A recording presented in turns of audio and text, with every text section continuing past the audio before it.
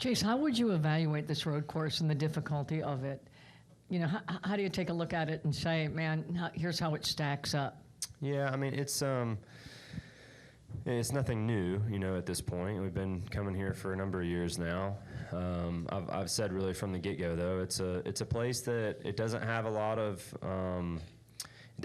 flow to it. It's a really choppy road course, and it's kind of a makeshift road course, and it is in a lot of ways. And I think, you know, having a rhythm and a flow is a really important piece of road racing. At least it is for me. And this is one of those places where it just doesn't really come natural. You kind of have to find that and create that. And it's hard to do. And I've had trips where I've been able to do that, and I've also had trips that I haven't. And you know, it's a challenge. So, you know, I look forward to getting out on track and, you know, trying to, you know, find some of that. Richard Allen, motorsportsreport.net. Chase, can you compare, contrast for us racing on a road course like this that's actually adapted from an oval or like Indianapolis, as opposed to a racetrack that's a purpose-built road course like Watkins Glen or Sonoma?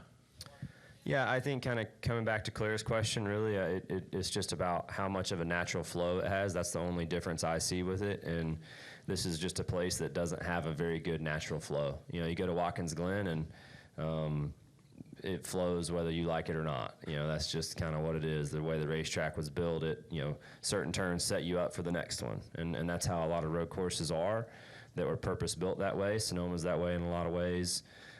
Coda is that way in a lot of ways. This place is just not. And I think that's where, you know, coming back to finding that within yourself, creating that rhythm, creating that flow, you know, is going to help you create repetition and lap time and be able to hit your marks and do it, you know, throughout the entirety of a run. We'll close with Peter. Over here, Chase, Peter Stratta with TSJ Sports. Going off of that, there's been discourse among drivers on whether this race should go back to the oval or not. If a road course had to be in the playoffs, do you have a preference for which one? I really don't. I mean, I think the argument from that perspective has just been that you know, this is pre-next gen. We were hungry for more road races, right? And you know, the road course had put on a lot of excitement, and I think that's what they were after, you know, for this event in the fall.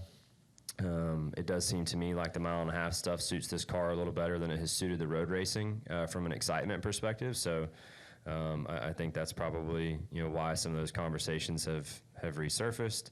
But I don't have a preference on where, you know, if there is a road race in the final 10, I'm good with whichever one they pick.